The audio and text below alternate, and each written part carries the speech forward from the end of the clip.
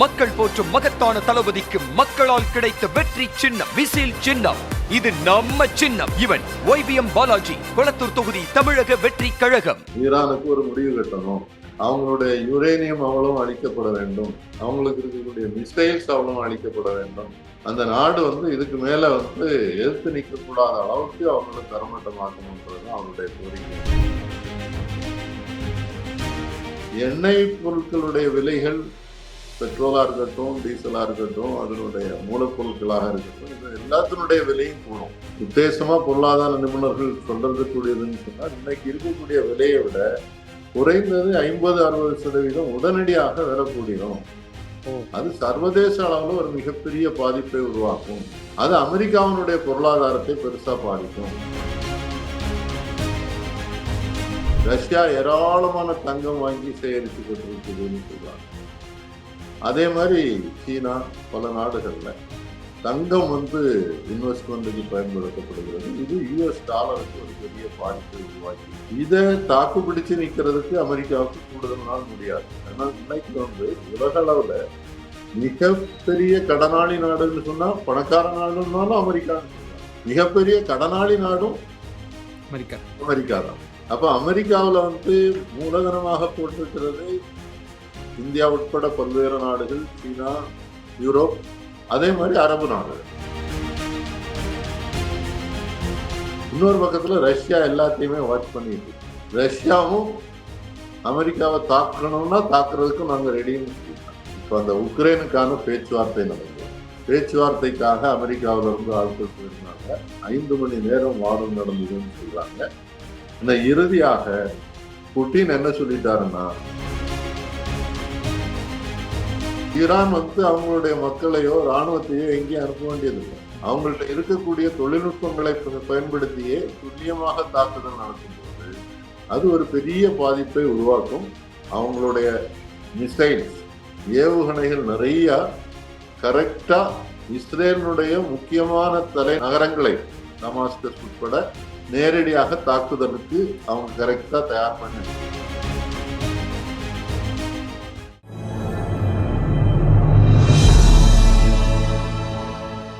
Tamil news நேயர்களுக்கு அன்பு வணக்கம். இன்றைய நேர்காணலில் நம்மோடு இருந்திருப்பவர் சர்வதேச அரசியல் விமர்சகர் மரியாதைக்குரிய தாமஸ் பிராங்கோ சார். சார் வணக்கம். வணக்கம் சார்.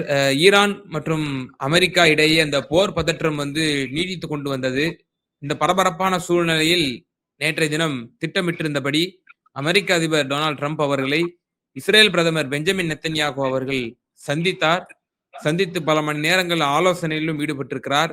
இது சம்பந்தமான வரக்கூடிய தகவல்கள் என்ன சொல்கிறது? நேற்று நடந்த ஆலோசனையில் என்ன இரு தலைவர்களும் பரிமாறிக்கொண்டார்கள்? குறிப்பாக இது மிகவும் ரகசியமான ஒரு மீட்டிங் என்றெல்லாம் கூறப்படுகிறதே சர்வதேச ஊடகங்களால். என்ன நடந்துச்சு சார்? அதாவது இந்தியாவில் இருக்கக்கூடிய ஊடகங்கள் இதை பற்றி பெரிய அளவுக்கு தகவல் சொல்லல. ஆனா அமெரிக்காவில், வெளிநாடுகள்ல வந்திருக்கக்கூடிய ஊடகங்கள்ல இருந்து வந்திருக்கக்கூடிய தகவல் அடிப்படையில பார்த்தோம்னு சொன்னா, நெத்தானியோட கோரிக்கை என்னன்னு சொன்னா, ஈரானை ஒரே அடியா ஒழிச்சு கட்டணும். இந்த யுத்தத்தை தொடங்கினா நீங்க இடையில நடத்தக்கூடாது. இதுக்கு முன்னால செய்யற மாதிரி ஒரு சின்ன அட்டாக்கு, அதுல சில அளவுக்கு சேதங்களை உருவாக்கிட்டு அதோட முடிச்சிடலாம் அப்படின்ற மாதிரி நீங்க போகக்கூடாது. ஒன்ஸ் ஃபார் ஆல் ஈரானுக்கு ஒரு முடிவு கட்டணும். அவங்களுடைய யுரேனியம் அவ்வளவும் அழிக்கப்பட வேண்டும். அவங்களுக்கு இருக்கக்கூடிய மிசைல்ஸ் அவ்வளவும் அழிக்கப்பட வேண்டும். அந்த நாடு இதுக்கு மேல எதிர்த்து நிற்கக்கூடாத அளவுக்கு அவங்கள தரமட்டமாக்கணும்ன்றது அவருடைய கோரிக்கைன்றத சொல்றாங்க. இதுல என்ன பிரச்சனை வருதுன்னு சொன்னா, அமெரிக்காவுக்கு, ட்ரம்புக்கு இன்னும் அதுல தயக்கம் இருக்கு. ஏன்னா அதனுடைய விளைவுகள் ரொம்ப பலமாக இருக்கும் அப்படின்றத அவங்க புரிஞ்சுக்கிறாங்க. நெத்தான்யாவுக்கு இந்த மாதிரி ஒரு கோரிக்கை வைக்கிறதுக்கு காரணம் என்னன்னு சொன்னா, அவருக்கு உள்நாட்டுக்குள்ள பெரிய நெருக்கடி இருக்கு. அவங்க இஸ்ரேலுடைய உச்ச நீதிமன்றம் அவருக்கு எதிராக விசாரணை நடத்திட்டு இருக்கு. பல குற்றச்சாட்டுகள் வந்திருக்குது. அவருக்கு எதிராக இஸ்ரேல்லையே மிகப்பெரிய ஆர்ப்பாட்டங்கள் நடக்குது. எதிர்ப்பு கட்சிகள் ராஜினாமா பண்ணு, யுத்தத்தை நிறுத்து அப்படின்றது. இது ஒரு பக்கம். இந்த பேச்சுவார்த்தைக்காக அந்த நெத்தானியாஹு அமெரிக்கா வந்திருந்த போதே, அமெரிக்கா நாட்டுக்குள்ளால மிகப்பெரிய ஒரு மக்கள் போராட்டம் நடந்திருக்குது பாலஸ்தீனத்திற்கு ஆதரவாக. அப்போ ட்ரம்புக்கு அந்த சிக்கலும் இருக்கு. உள்நாட்டுக்குள்ளாலேயே இருக்கக்கூடிய மக்கள் இஸ்ரேலுக்கு எதிராக குரல் கொடுக்க ஆரம்பிச்சுட்டாங்க அப்படின்றது நாம ஏற்கனவே பார்த்திருக்கிறோம். ஜொரான் மம்தானி நியூயார்க்கினுடைய மேயர், அவர் ரொம்ப ஸ்ட்ராங்கா இன்னைக்கும் வலியுறுத்திக்கிட்டு இருக்கிறாரு. எக்காரணம் கொண்டும் இந்த மாதிரி ஒரு போர் நடக்கக்கூடாதுன்றத சொல்றாரு. நியூயார்க்குள்ளால நெத்தானியாஹு வந்தாச்சுன்னா நான் கைது செய்வேன் அப்படின்றதையும் சொல்லியிருக்கிறார். இன்னொரு நாட்டினுடைய பிரச்சனைக்காக அமெரிக்க இராணுவத்தை பயன்படுத்தக்கூடாது, அமெரிக்க இராணுவ வீரர்களுக்கு இழப்பு வரக்கூடாது அப்படின்றதெல்லாம் வலியுறுத்துறாங்க. அதுக்கு ஒரு ஆதரவாக மிகப்பெரிய போராட்டங்கள் நடந்துட்டு இருக்கு. இப்போ வந்துகிட்டு இருக்கக்கூடிய செய்திகளை பார்க்கும்போது என்ன ஆபத்துகள் வரும் அப்படின்றத அமெரிக்கா பார்க்கறாங்கன்னு சொன்னா, முதல்ல ஈரான் கை வைக்க போறது என்பது அந்த ஹார்பஸ் ஜலசந்தி. அதன் வழியாகத்தான் ஏராளமான போக்குவரத்து நடக்குது. அதை மூடியாச்சுன்னு சொன்னா, ஏற்கனவே அமெரிக்க கப்பல்கள் அங்க வரக்கூடாதுன்னு அவங்க சொல்லிட்டாங்க. அங்க போகக்கூடிய யுத்தம்னு வந்தாச்சுன்னு சொன்னா அது முழுக்க முழுக்க மூடிடுவாங்க. அப்படி மூடும்போது டிரான்ஸ்போர்ட்ன்றது, அதாவது எண்ணெய் தான் பெரிய போக்குவரத்து. எண்ணெய் பொருட்களுடைய விலைகள், பெட்ரோலா இருக்கட்டும், டீசலா இருக்கட்டும், அதனுடைய மூலப்பொருட்களாக இருக்கட்டும், இது எல்லாத்தினுடைய விலையும் கூடும். உத்தேசமா பொருளாதார நிபுணர்கள் சொல்றது கூடியதுன்னு சொன்னா, இன்னைக்கு இருக்கக்கூடிய விலையை விட குறைந்தது 50-60% உடனடியாக விலை கூடிரும். அது சர்வதேச அளவுல ஒரு மிகப்பெரிய பாதிப்பை உருவாக்கும். அது அமெரிக்காவினுடைய பொருளாதாரத்தை பெருசா பாதிக்கும். அமெரிக்காவை பொறுத்தவரையில இந்த ஹார்பஸ் ஜலசந்தி மூடப்பட்டால் அமெரிக்காவுக்கு வரக்கூடிய கப்பல்கள் ஒண்ணு வேற வழியாக, இப்ப ஏற்கனவே ட்ரம்ப் சொல்லியிருக்கிறதா சொல்றாங்க, இனிமேல் அமெரிக்காவுக்கு வரக்கூடிய கப்பல்கள் அந்த வழியில போகாம வேற வழியில வாங்க அப்படின்னு. வேற வழியில வந்தா நிறைய சுத்தி போக வேண்டியிருக்கு. அப்ப செலவு கூடுதலாகும், நாட்கள் கூடுதலாகும், விலை கூடுதலாகும். அப்ப இது ஒரு பெரிய பொருளாதார பாதிப்பை அமெரிக்காவுக்கு உள்ள உருவாக்கும். என்னதான் இருந்தாலும் உள்நாட்டு மக்களினுடைய முழு எதிர்ப்பை தாங்கி பிடிச்சு நிக்க முடியாது ட்ரம்பால். அதனால ட்ரம்ப் என்ன சொல்றதுன்னு சொன்னா, நாம ஒரு ஸ்ட்ராட்டஜிக் அட்டாக் அந்த மாதிரி குறிப்பிட்டு சில இடங்கள்ல தாக்குதல் நடத்தி அவங்களுக்கு உளவுத்துறை மூலமாக, சேட்டலைட் மூலமாக அவங்களுக்கு பல தகவல்கள் இருக்கு. எது எங்க இருக்கு, யுரேனிய பொருட்கள் எங்க வச்சிருப்பாங்க. ஈரான் தெளிவா சொல்லிட்டாங்க, ஒரு போர்னு ஆரம்பிச்சாச்சுன்னு சொன்னா நாங்க அடிபணியதுக்கு தயாரா இல்லை, செத்தாலும் பரவாயில்ல, டூ ஆர் டைன்னு சொல்லுவாங்க இல்லையா, அந்த மாதிரி ஒரு பேட்டில் தான் இது இருக்க போகுதுன்னு சொல்லி அதுக்கு அந்த நாட்டு மக்களை ஏற்கனவே அயத்துல்லா குமேனி தயார்படுத்திட்டு இருக்கிறார். அவர் நேரடியாக மக்களை சந்தித்து நடத்தின பெரிய கூட்டத்துல அவர் சொல்லியாச்சு, இது வாழ்வா சாவா பிரச்சனை. ஈரான் ஒரு நாடு இருக்கணுமா இல்லையான்றது நம்ம கையில தான் இருக்கு. எக்காரணம் கொண்டும் சரணடைவது என்பது கூடாது, சரணடைய மாட்டோம்ன்றது சொல்றாங்க. இது ஒரு பக்கத்துல இஸ்ரேல் திருப்பி திருப்பி இதைத்தான் சொல்றாங்க, நீங்க அங்க யுரேனியம் வைக்கக்கூடாது, நியூக்ளியர் அணுசக்தி எதுக்கும் பயன்படுத்தக்கூடாது, ஆக்கத்துக்கு கூட பயன்படுத்தக்கூடாது. என்ன, இஸ்ரேல் எவ்வளவு வேணாலும் அணு ஆயுதம் வைத்துக் கொள்ளலாம், இன்னொரு நாடு வைக்கக்கூடாதுன்றது அது என்ன நியாயமான விவாதமாக இருக்கு. அந்த விவாதத்தை இன்னைக்கு உலக அளவுல யாரும் ஏற்றுக்கொள்ள தயாராக. ஈரானுக்கு இன்னைக்கு வந்திருக்கக்கூடிய ஆதரவு என்பது ஒரு ரொம்ப முக்கியமாக பார்க்க வேண்டியது. ஒரு கட்டத்துல அரபு நாடுகளுக்குள்ள ஒரு பெரிய பிரிவினை இருந்தது. அப்போ ஈரானுக்கு எதிராக குரல் கொடுக்கக்கூடிய நாடுகளாக சவுதி அரேபியா போன்ற பெரிய நாடுகள்லாம் இருந்தது. இந்த சவுதி அரேபியாவில், கத்தார்ல, பல நாடுகள்ல அமெரிக்காவினுடைய இராணுவங்களுடைய விமானங்களுடைய தளங்கள் இருக்கு. ஏராளமான இராணுவ வீரர்கள் அங்க இருக்காங்க, ஆயுதங்கள் அங்க இருக்கு. அப்ப ஈரான் என்ன சொல்லுதுன்னு சொன்னா, இந்த சுற்று வட்டாரத்துல எங்க இருந்தாலும் நாங்க அதை அழிப்போம். அது சவுதி அரேபியாவா இருந்தாலும் சரி, எந்த நாடா இருந்தாலும் சரி, அந்த நாட்டுக்குள்ள இருக்கக்கூடிய, அந்த நாட்டை தாக்க போறது இல்லை, ஆனா அந்த நாட்டுக்குள்ள இருக்கக்கூடிய அமெரிக்காவினுடைய தளங்கள் எல்லாத்தையும் தாக்குவோம். நேற்று ஒரு செய்தி என்ன வந்திருக்குதுன்னு சொன்னா, இந்த தளங்களில் எல்லாமே இருக்கக்கூடிய வீரர்கள், அது நேவியா இருக்கலாம், ஆர்மியா இருக்கலாம், ஏர்போர்ட்ஸா இருக்கலாம், எல்லாருமே இதுவரைக்கும் அவங்க நிம்மதியா வாழ்க்கை நடத்திட்டு இருந்ததுனால குடும்பத்தோட இருந்துகிட்டு இருந்தாங்க. இப்போ அவ்வளவு பேரும் குடும்பத்தை உடனடியாக அமெரிக்காவுக்கு போங்கன்னு சொல்லி அனுப்பி வச்சது, அதெல்லாம் வீடியோ வந்துகிட்டே இருக்கு. ஏராளமான பேர் கிளம்பி வீட்டு படுக்கைகளோட குடும்பங்கள் போயிட்டு இருக்குது. ராணுவ வீரர்கள் அமெரிக்காவில் இருக்கக்கூடிய குடும்பங்களுக்கு, நண்பர்களுக்கு லெட்டர் எழுதுறது என்னன்னு சொன்னா,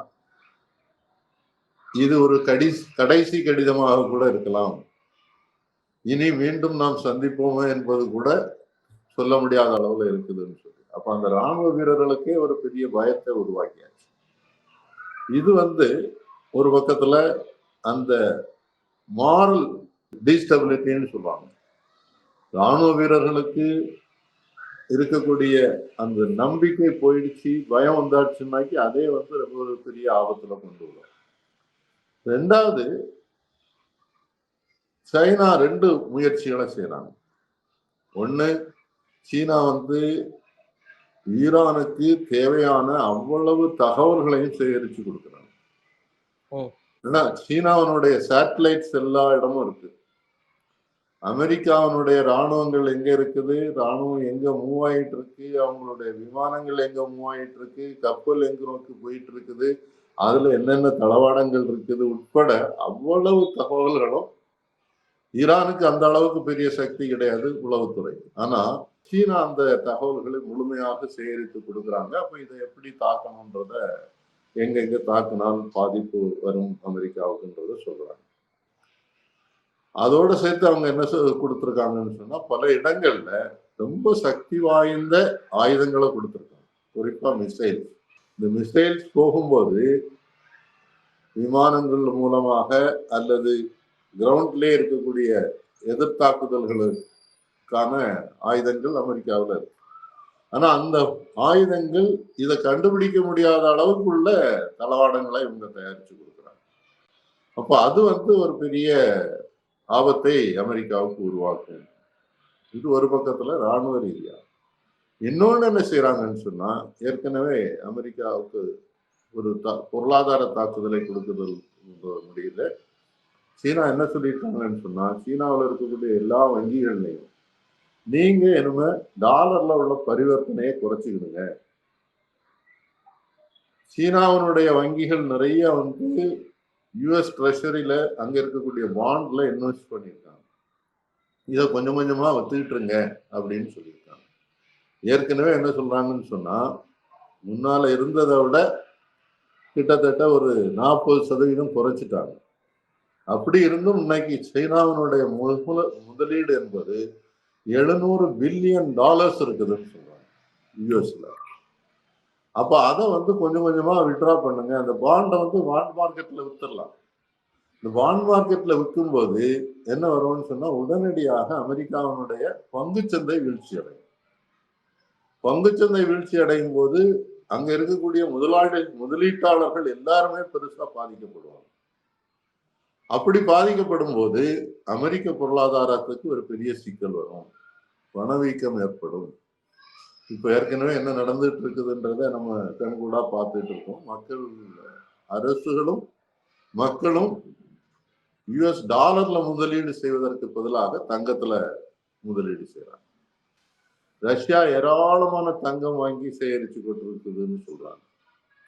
அதே மாதிரி சீனா பல நாடுகள்ல தங்கம் இன்வெஸ்ட்மெண்ட்டுக்கு பயன்படுத்தப்படுகிறது. இது யுஎஸ் டாலருக்கு ஒரு பெரிய பாதிப்பை உருவாக்கி இருக்கு.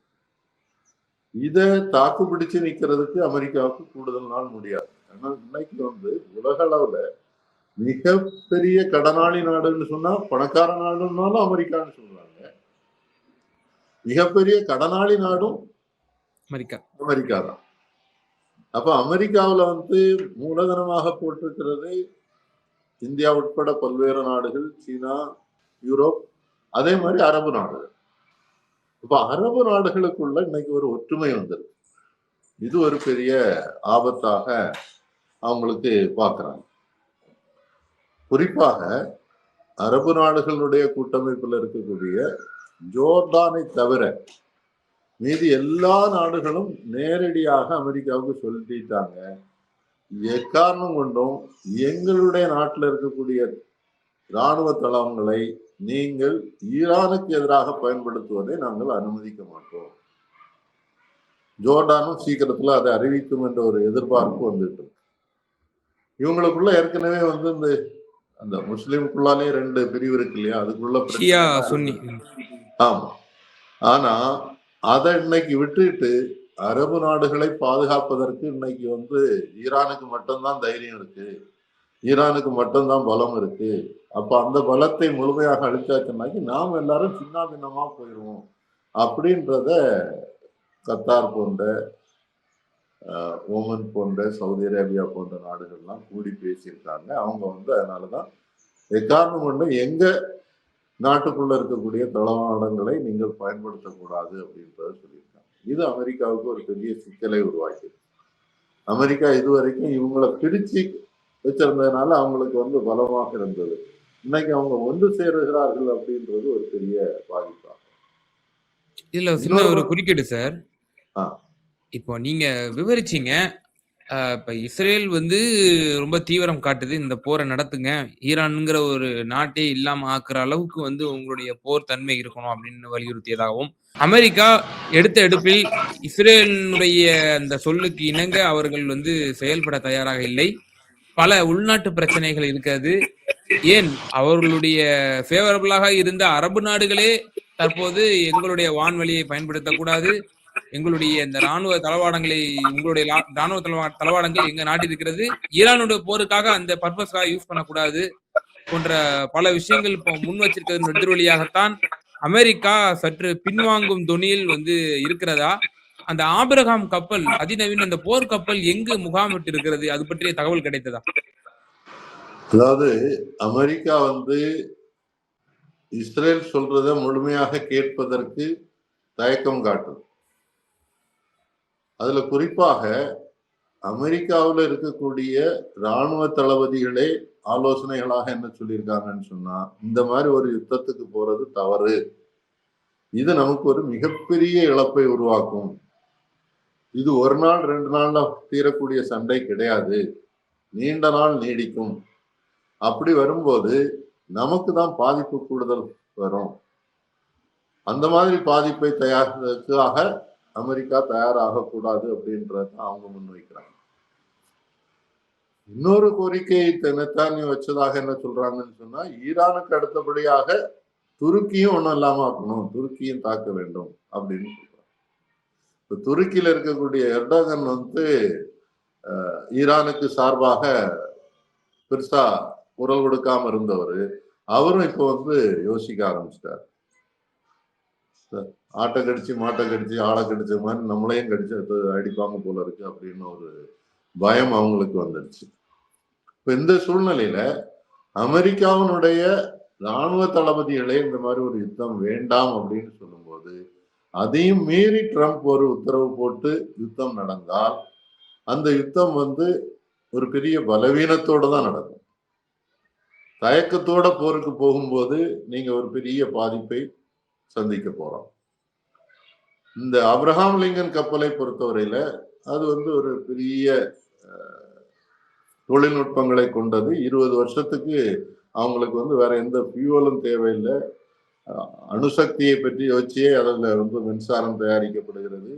5000 பேர் ஒரே நேரத்துல தங்கி இருக்கக்கூடிய அளவுக்கு வலுவான கப்பல், அதுல நூற்றுக்கணக்கான விமானங்கள் நிறுத்தி வைக்கப்பட்டிருக்கிறது. அது இப்போ ஈரானை நோக்கி போயிட்டு இருந்தது, இப்போ ஒரு இடத்துல அப்படி நின்றுடுச்சுன்னு சொல்றாங்க. இதுக்கு மேல மூவ் பண்ணா அதுக்கு காரணம் என்ன சொல்றாங்கன்னா, சீனா ஒரு எச்சரிக்கை கொடுத்திருக்காங்க, இதுக்கு மேல நீங்க முன்னோக்கி போனீங்கன்னு சொன்னா நாங்களும் நடவடிக்கை எடுக்க வேண்டியது இருக்கும். அது ஆப்ரஹாம் லிங்கனோட கப்பல் அளவுக்கு அதை விட கூடுதலான தொழில்நுட்பங்கள் உள்ள கப்பல்கள், ஆப்ரஹாம் லிங்கன் கப்பலுக்கு இணையாக அல்லது அதை விட கூடுதல் தொழில்நுட்பங்கள் உள்ள கப்பல், ஆயுதங்கள் உள்ள கப்பல் சீனாவில் இருக்கு. சீனா ஒரு எச்சரிக்கை கொடுத்திருக்காங்க, நாங்க கடைசி வரைக்கும் இந்த மாதிரி பார்த்துட்டு இருக்க முடியாது, நாங்க தலையிட வேண்டும் அப்படிப்பட்ட சூழல் வரும் அப்படின்றத எச்சரிக்கை கொடுத்திருக்கிறதா சொல்றாங்க. இன்னொரு பக்கத்துல ரஷ்யா எல்லாத்தையுமே வாட்ச் பண்ணிட்டு இருக்காங்க. ரஷ்யாவும் அமெரிக்காவை தாக்கணும்னா தாக்குறதுக்கு நாங்க ரெடின்னு சொல்லிட்டாங்க. இப்ப அந்த உக்ரைனுக்கான பேச்சுவார்த்தை நடந்தது. பேச்சுவார்த்தைக்காக அமெரிக்காவில இருந்து ஆட்கள் போயிருந்தாங்க. 5 மணி நேரம் வாதம் நடந்ததுன்னு சொல்றாங்க. ஆனா இறுதியாக புட்டின் என்ன சொல்லிட்டாருன்னா, இந்த பேச்சுவார்த்தையை நம்ம தொடர்றதே அர்த்தம் இல்லை. நீங்க போடக்கூடிய கண்டிஷன்லாம் நாங்க ஏத்துக்கிறதுக்கு தயாரா இல்லை.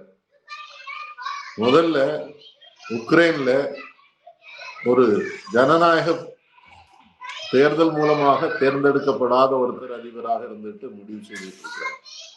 அவங்க தேர்தல் மூலம் நடத்த சொல்லுங்க, ஜனநாயகத்தை நிலைநாட்ட சொல்லுங்க, அதுக்கு பிறகு இதை பற்றி பேசுவோம். இன்னொன்னு, முதல்ல இருந்தே ரஷ்யா சொல்றது என்னன்னு சொன்னா, உக்ரைனை நேட்டோல சேர்க்கக்கூடாது. அந்த உத்தரவாதம் நீங்க இன்னும் தரல. நீங்க இன்னைக்கு அவங்களுக்கு ஆயுதங்கள் சப்ளை பண்ணிட்டு இருக்கீங்க. அப்படி இருக்கும்போது இந்த பேச்சுவார்த்தையில தொடர்வதே அர்த்தம் இல்லை அப்படின்னு சொல்லிட்டாங்க. புட்டின் இன்னைக்கு உக்ரைன்ல பல இடங்களை ரஷ்யா ஏற்கனவே ஆக்கிரமிச்சு வச்சாச்சு. உக்ரைன் கொஞ்சம் கொஞ்சமா சுருங்கிட்டே போகுது. சோ இந்த சூழ்நிலையில ஈரானுக்கும் அமெரிக்காவுக்கும் இஸ்ரேலுக்குமான ஒரு யுத்தம் வந்தாச்சுன்னு சொன்னா ரஷ்யாவும் தலையிடக்கூடிய சூழல் உருவாகி இருக்குது அப்படின்றத பல நிபுணர்கள் சொல்றாங்க. இப்ப அங்க இருக்கக்கூடிய அமெரிக்காவிலே இருக்கக்கூடிய பல நிபுணர்கள், பொருளாதார நிபுணர்கள், அதே மாதிரி இராணுவம் பற்றி உள்ள நிறைய தகவல்கள் தெரிஞ்சவங்க என்ன சொல்றாங்கன்னு சொன்னா, இந்த யுத்தம் என்பது 3ஆம் உலக போருடைய தொடக்கமாக இருக்கும். கொமேனி என்ன சொல்லியிருக்காருன்னு சொன்னா, இது கம்ப்ளீட்டா போர்னு ஆரம்பிச்சாச்சுன்னு சொன்னா நாங்க இந்த ரீஜன்ல, அதாவது சுத்தி இருக்கக்கூடிய எல்லா நாடுகள்லயும் இருக்கக்கூடிய அமெரிக்காவினுடைய தளங்கள் எல்லாத்தையும் அழிப்போம்னு சொல்லியிருக்காங்க. அதுக்கு நீங்க இன்னைக்கு அதுக்குன்னு இவங்க ராணுவத்தை அனுப்ப வேண்டியதில்லை, விமானத்தை அனுப்ப வேண்டியதில்லை. அவங்க மிசைல்ஸ் தயாரா வச்சிருக்கிறாங்க. 200-300 கிலோமீட்டருக்கு தூரத்துக்கு போய் தாக்கக்கூடிய, துல்லியமாக தாக்கக்கூடிய தொழில்நுட்பம் கொண்ட மிசைல்ஸ் இருக்கு. அதே மாதிரி ட்ரோன்ஸ் இருக்கு. கம்ப்ளீட்டா ட்ரோன்ஸ் வச்சு இந்த அப்ரஹாம் லிங்கன் கப்பல் உட்பட அவங்க கண்காணிக்கிறாங்க. அதுல ஒரு ட்ரோனை அவங்க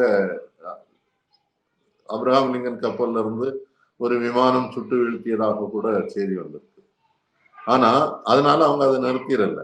அவங்க ஆயிரக்கணக்கான ட்ரோன்ஸ் வச்சிருக்காங்க.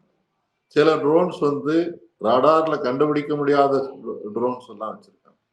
அப்போ அவ்வளவுக்கு தூரம் இப்போ தொழில்நுட்ப அடிப்படையில தான் யுத்தம் நடக்க போகுது. ஈரான் அவங்களுடைய மக்களையோ ராணுவத்தையோ எங்கேயும் அனுப்ப வேண்டியதில்லை. அவங்கள்ட்ட இருக்கக்கூடிய தொழில்நுட்பங்களை பயன்படுத்தியே துல்லியமாக தாக்குதல் நடத்தும் போது அது ஒரு பெரிய பாதிப்பை உருவாக்கும். அவங்களுடைய மிசைல்ஸ், ஏவுகணைகள் நிறைய கரெக்டா இஸ்ரேலுடைய முக்கியமான நகரங்களை டமாஸ்கஸ் உட்பட நேரடியாக தாக்குதலுக்கு அவங்க கரெக்டா தயார் பண்ணி வச்சிருக்காங்க. அப்படி ஒரு தாக்குதல் நடக்கும்போது இஸ்ரேலுக்குள்ளால பெரிய பிரச்சனைகள் உருவாகும். ஏற்கனவே பாலஸ்தீனத்துக்கும் அவங்களுக்கும் இருக்கக்கூடிய அந்த காசா பகுதியில் இருக்கக்கூடிய பிரச்சனையை தீர்க்க முடியல. இன்னைக்கும் காசாவில் இருக்கக்கூடிய சாதாரண மக்களை சுட்டு கொண்டுட்டு இருக்கிறாங்க. அதுக்கு பெரிய எதிர்ப்பு உருவாக்கி இருக்கிறது. சீனா என்ன செய்திருக்காங்கன்னு சொல்றாங்கன்னா, நேரடியாக நிறைய பணம் காசாவில் இருக்கக்கூடிய மக்களுக்கு அனுப்பி கொடுத்துட்டு இருக்கிறாங்க. அவங்க பிழைச்சு நிக்கணும், தாக்கு பிடிச்சு நிக்கணும்ன்றதுக்காக.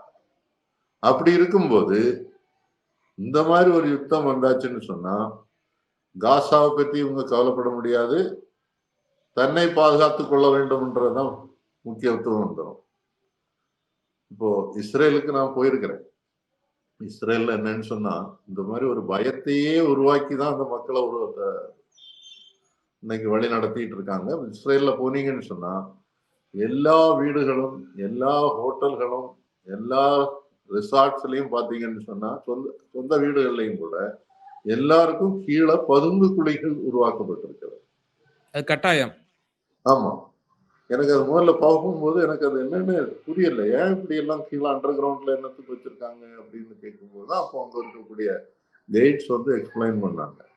எந்த நேரத்துல தாக்குதல் வந்தாலும் கொஞ்ச நேரமாவது அல்லது சில மணி நேரங்களாவது தாக்கு பிடிச்சு நிக்கிறதுக்கு இந்த பதுங்கு குழிகள் அந்த அண்டர் கிரவுண்ட்ல போய் தாங்கிக்கிடலாம்.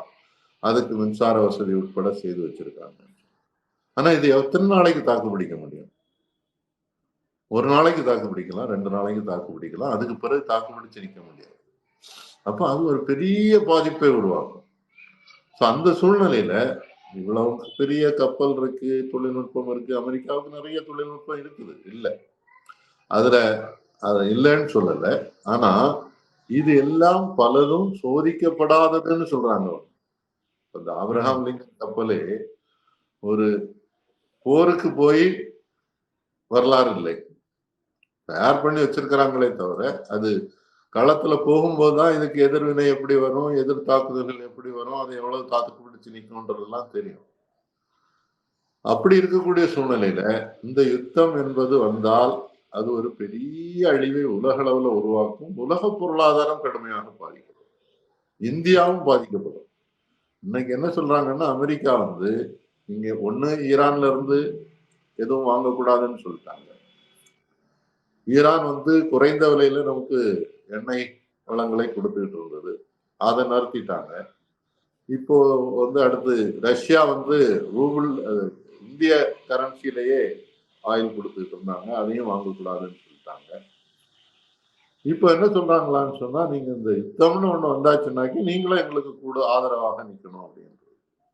இது இந்தியாவுக்கு ஒரு பெரிய சவாலாக இருக்கும், இந்தியாவுக்கு ஒரு பெரிய பாதிப்பையும் உருவாக்கும். அதுல ஒண்ணு நம்ம முக்கியமா பார்க்க வேண்டியது என்னன்னு சொன்னா, ஈரானுக்கு ஆதரவாக பாகிஸ்தான் இருக்கு. அவங்க ஓப்பனா ஏற்கனவே சொல்லிட்டாங்க. அப்படி இருக்கும்போது நமக்கு பல்லு முனை தாக்குதல்கள் வர்றதுக்கு வாய்ப்பு இருக்கு. அதை இந்திய பொருளாதார ரீதியாக பெரிய தாக்குதல் வரும், இராணுவ ரீதியாகவும் தாக்குதல் வரும். அப்படி வரும்போது இந்தியாவினுடைய பொருளாதாரம் முழுமையாக சீர்குலையும், மக்களுடைய வாழ்க்கை தரம் பாதிக்கப்படும். நம்ம இதுக்கு முன்னால நடந்த இந்தோ சைனா வார், பாகிஸ்தான் அது பங்களாதேஷை உருவாக்குவதற்காக நடத்தின பாகிஸ்தான் வந்த எல்லாம் பார்த்திருக்கிறோம். உடனடியாக எல்லாத்தினுடைய விலையும் கூடிரும், பொருட்கள் கிடைக்காது, மக்கள் எல்லாரும் கஷ்டப்படக்கூடிய சூழ்நிலை வரும். இதுல இந்திய அரசாங்கம் குறிப்பாக ஒரே ஆள் தானே முடிவெடுக்கிறது. நரேந்திர மோடி அவர்கள் என்ன முடிவெடுக்க போறாங்கன்றது பொறுத்திருந்து தான் பார்க்க வேண்டியது. நிச்சயமா சார். இந்த அமெரிக்கா மற்றும் ஈரான் இடையே நிலவக்கூடிய இந்த போர் பதற்றம் மற்றும் நேற்றைய தினம் பெஞ்சமின் நெத்தன்யாஹூ இஸ்ரேல் பிரதமர் மற்றும் அமெரிக்க அதிபர் டொனால்ட் ட்ரம்ப் ஆகியோரிடையே நடந்த அந்த சந்திப்பு மிகவும் முக்கியத்துவம் பெற்றிருக்கிறது. அதனுடைய பின்னணி அரசியல் மற்றும் அங்கு நிலவக்கூடிய போர் பதற்றங்கள் குறித்து லேட்டஸ்ட் அப்டேட்ஸ் வந்து எக்ஸ்க்ளூசிவா உங்களுடைய கருத்துக்களை வந்து எங்க நேரலுக்கு ரொம்ப தெளிவா பகிர்ந்தீங்க. ரொம்ப நன்றி சார். நன்றி, வணக்கம். மக்கள் போற்றும் மகத்தான தளபதிக்கு மக்களால் கிடைத்த வெற்றி சின்னம் விசில் சின்னம். இது நம்ம சின்னம். இவன் YBM பாலாஜி, கொளத்தூர் தொகுதி தமிழக வெற்றி கழகம்.